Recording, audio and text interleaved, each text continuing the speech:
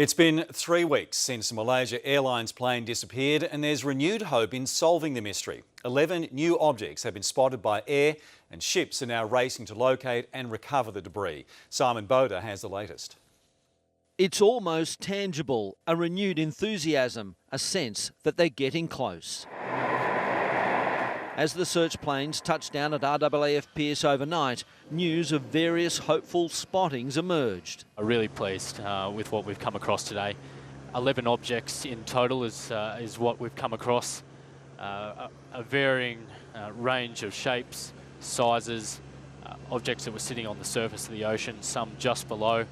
P3 Orion pilot, Flight Lieutenant Josh Williams, knows his crew's finding is just one of many new leads. If we can determine that these objects that we've found are in fact wreckage or debris, that will provide key information to come up with the datum of where the aircraft has possibly gone down. A Kiwi Orion also brings back promising news. More debris sighted on the ocean surface in the new area, which has now become the world's focus. Those objects turned out to be rectangular in shape, nothing bigger than 1 metre, and some of them down to half a metre in size. HMAS Success and a flotilla of Chinese vessels are now steaming to the area to try to recover the objects to see if they are from the MH370. Based on new analysis of the radar data, the massive air and sea search moved 1,100 kilometres to the northeast yesterday. It's now centred on an area 1,800 kilometres west of Perth. Yesterday, this process yielded new results, which indicated that MH370 flew at a higher speed than previously thought, which in turn means it used more fuel and could not travel as far. The new site is much closer to the Australian coast, giving planes more time in the air to carry out their sorties. And the operation has a new weapon in its arsenal. As darkness fell at RAAF Pierce, a monolith of a plane carrying a crucial tool in its belly, a Royal Australian Navy Seahawk.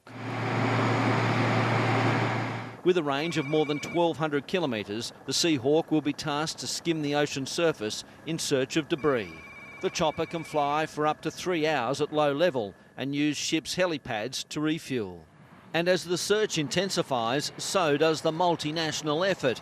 Malaysia has now joined the operation with 2 C-130 Hercules flying in today. At Perth's Garden Island, the Navy frigate HMAS Toowoomba left to join the HMAS Success with the Seahawk on board. But the aim will be to recover the items back onto the ship so that they can first be verified. Importantly, the black box locator, which arrived in Australia this week, is expected to leave for the search site on the Navy's Ocean Shield vessel on Monday. And Simon Boda joins us now from the Pierce RAF base near Perth. And Simon, just how much longer do investigators have to find the plane's black box? Well, the battery life on the pinger on that black box will probably go for another 8 days, 9 days, Brett. We're not too certain on that. It's got a battery life of about a month.